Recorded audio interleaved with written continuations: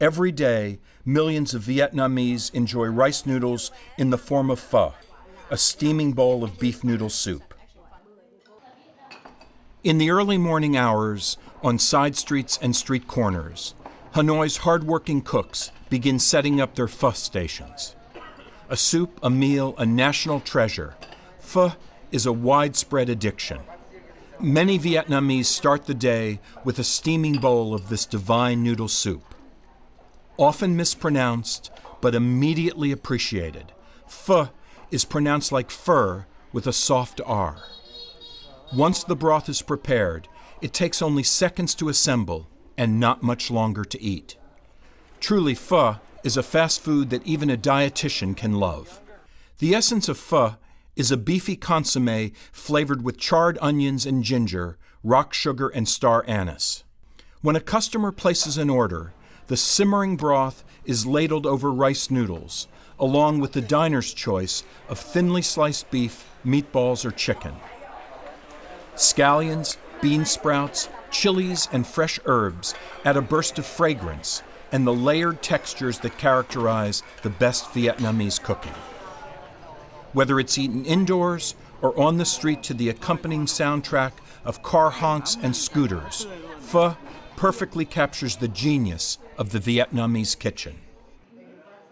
Back from their visit to Vietnam, my fam and Unilever Food Solutions executive chef Steve Gillaba demonstrate the finer points of recreating this invigorating meal in a bowl.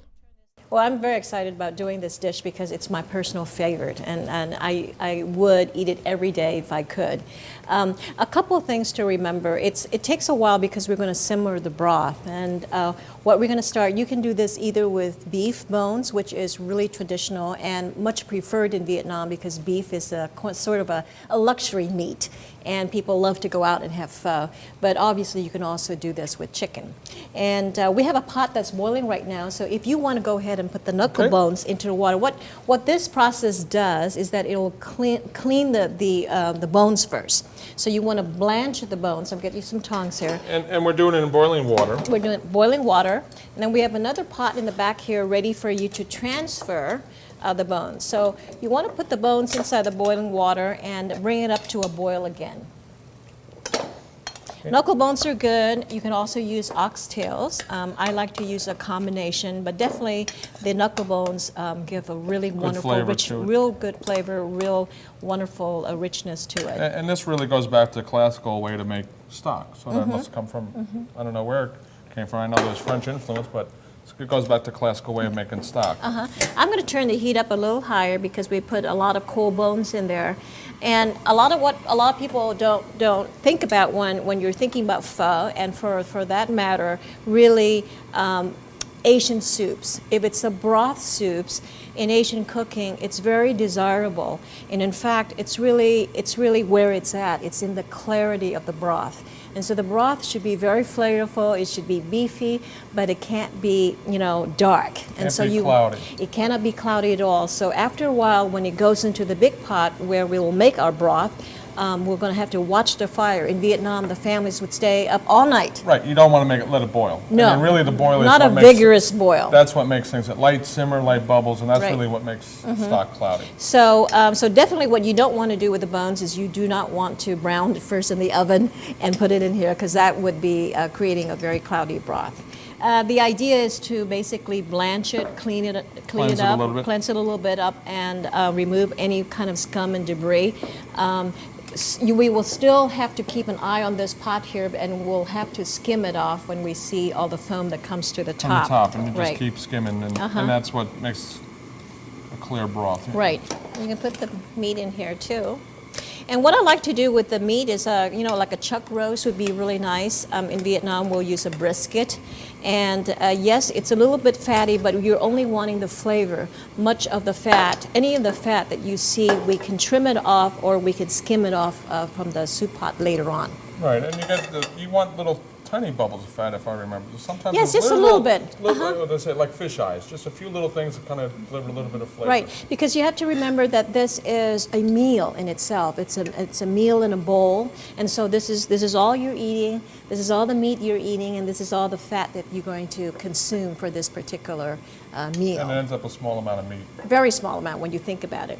Okay, so that's boiling. So you go ahead and I'll help you fish this out and transfer it over here.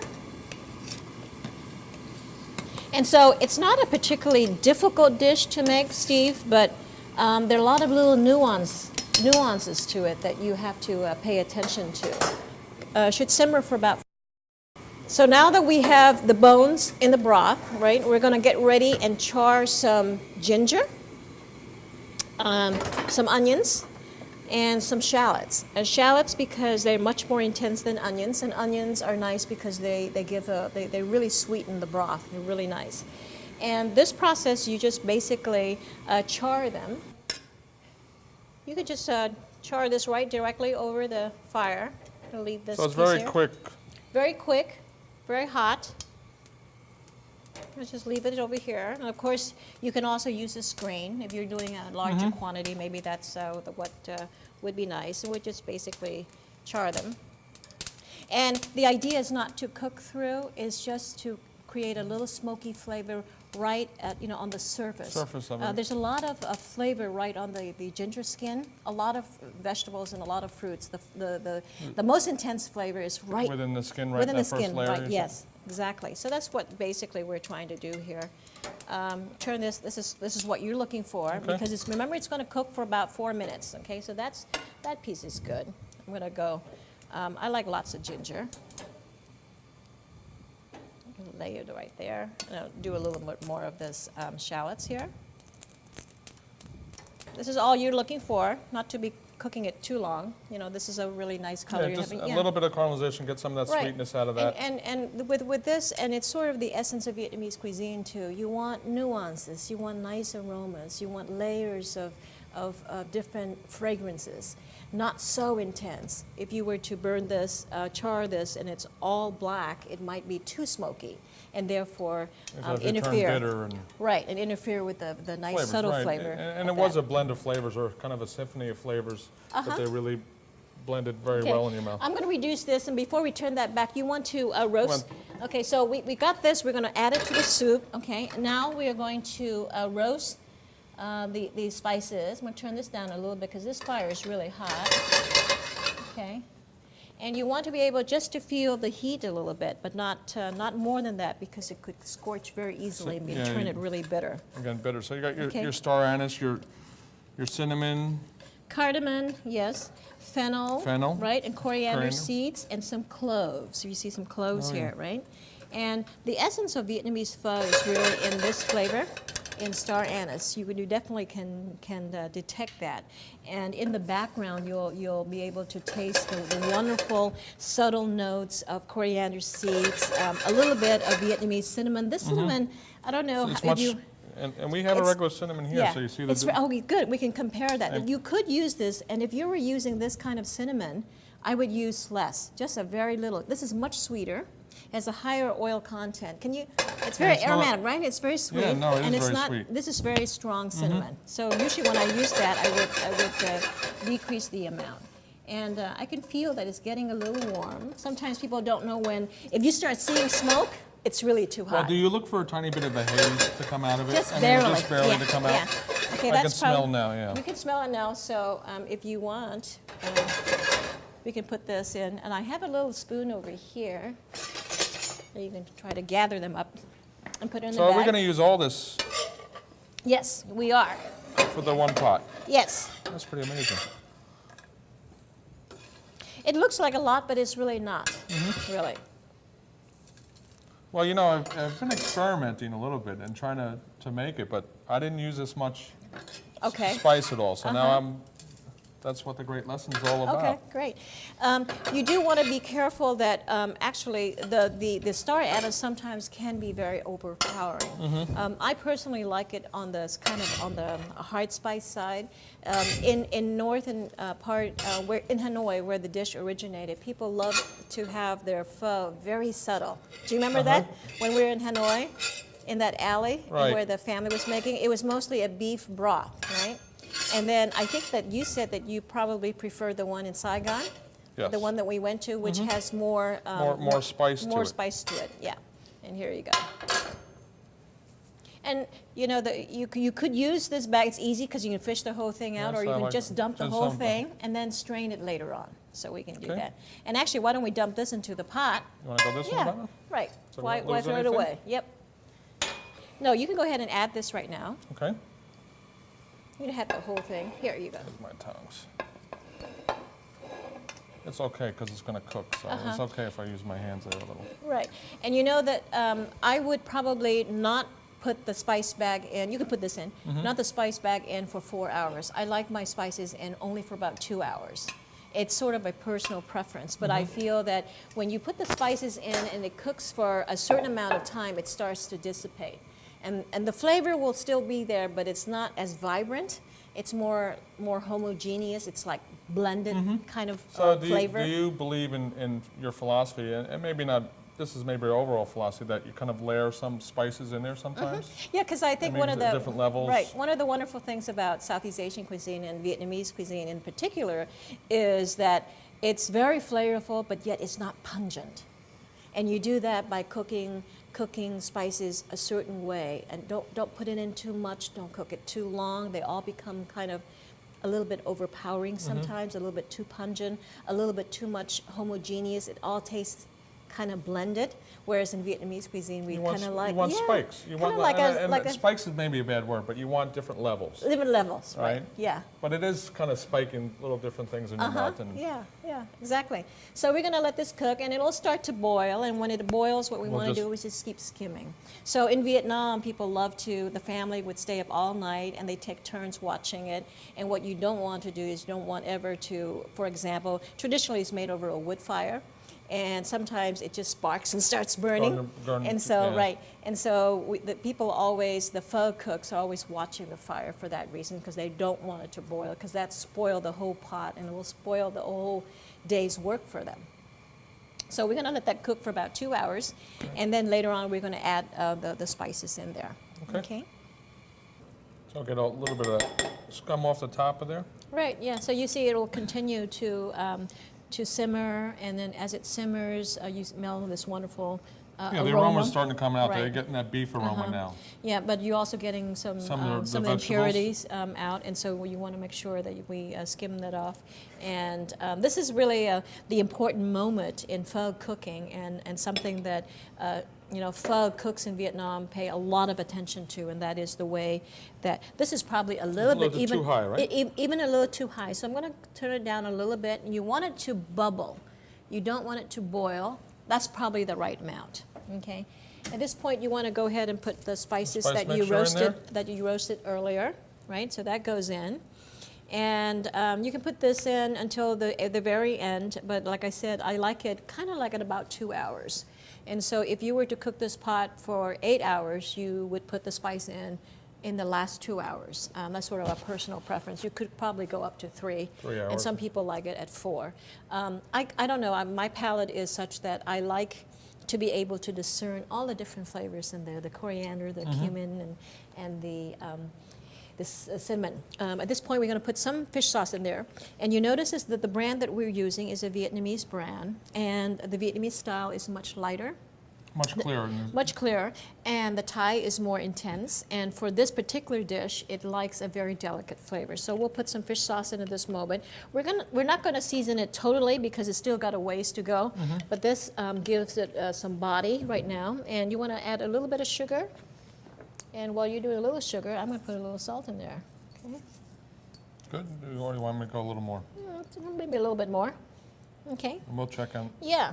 And then we're just going to let this go for a little while. And then the next thing we're going to do is we're going to start our pot. Let's say if this is ready, then you need to get your bowls ready to assemble it. So in a college, university setting where you have maybe cooking exhibition style, you take the pot the broth that's already made out there, keep it on a low roil, heat. and then you have another pot with rolling boiling, really vigorous boil. That's where you're going to dunk your noodles. So let's go on to that step. Okay, great. This is coming along really beautifully. Our water is boiling away there. We have rice noodles. If you're using dried rice noodles, such as this one in the bag, what you can do to expedite it. Yeah, that's you see here it says size medium or large here. Actually, it says large.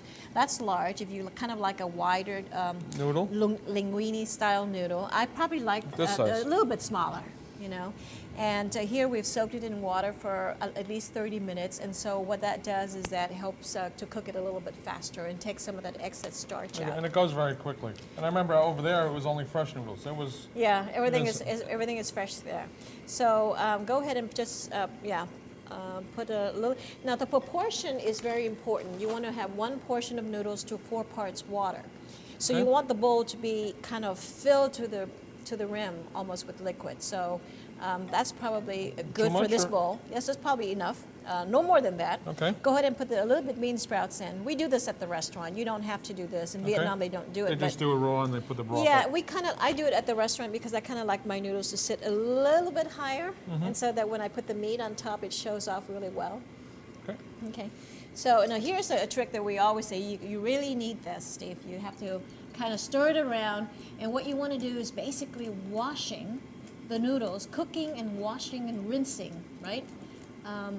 At the restaurant, at Lemongrass Restaurant, when we do this, one of the things that I'm really a fanatic about is to make sure that you really rinse it well. Otherwise, it'll dilute the flavor of the broth.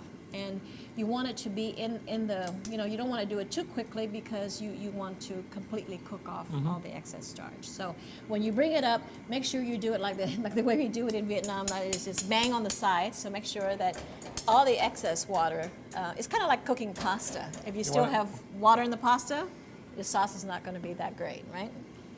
Okay. You transfer that to a bowl, right? It's very important that the bowl is hot or preheated. In Vietnam, we kind of like pull the basket, put it in the bowl. Remember how they did that? And they pour it back in? Pour it back in. Okay. So you got your nice noodles in here. Okay. So do you want raw beef or cooked beef? You probably want some cooked beef. You probably want both. I think a little bit of both. You probably want combination. Yes. Okay, go ahead and And that's what we had. Yeah. So go ahead. So this is the beef that we cooked in this stock earlier, right? So you can use like a chuck, very small amount. Some onions. I kind of like a lot of onions, and here it's very important that they're cut no thicker than this. They have to be paper thin, right? You want a nice sweet onion if you get. Right here. I kind of like a lot of green onions. It looks like excessive amount, but it really isn't. We'll go ahead and put the meat in here.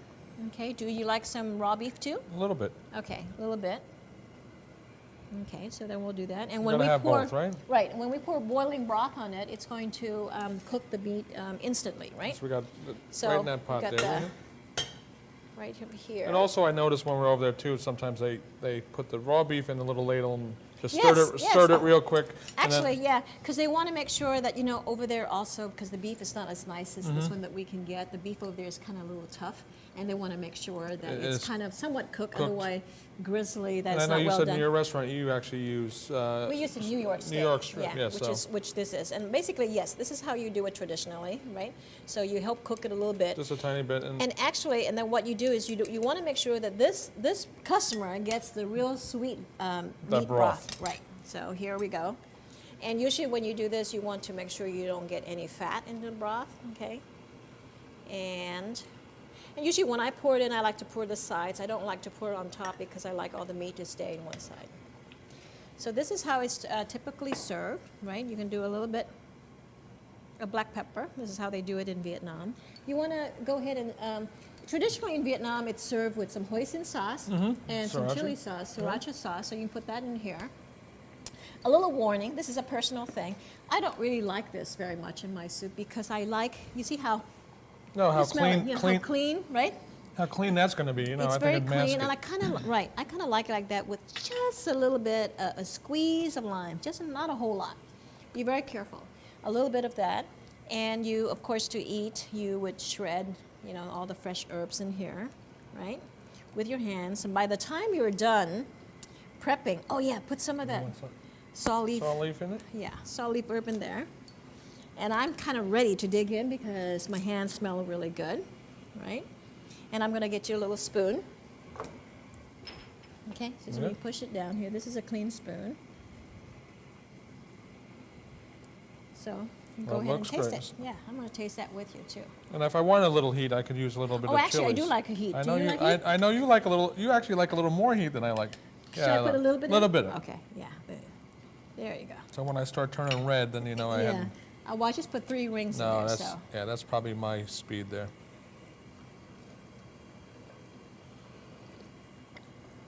Isn't that nice? It's really, I mean, just nice and smooth. You're getting the herbs, the green onions, the light beef notes.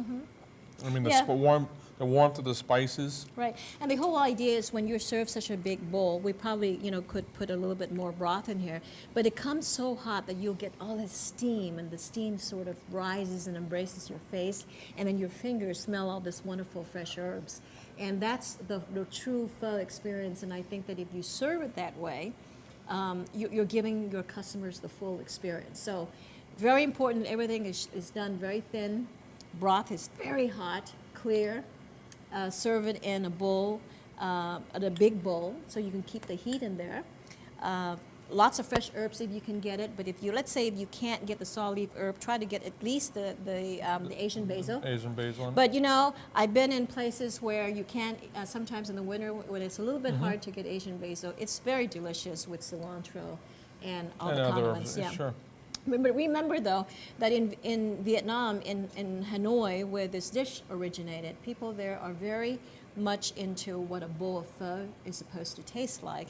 And even though there are lots of fresh herbs in Vietnam, the people in the north, didn't use them then. No, they didn't use because they think herbs mask the flavor of this wonderful Of the beef. richness of the beef that's Yes. you know, it's a sought after piece of meat. Yeah. For them.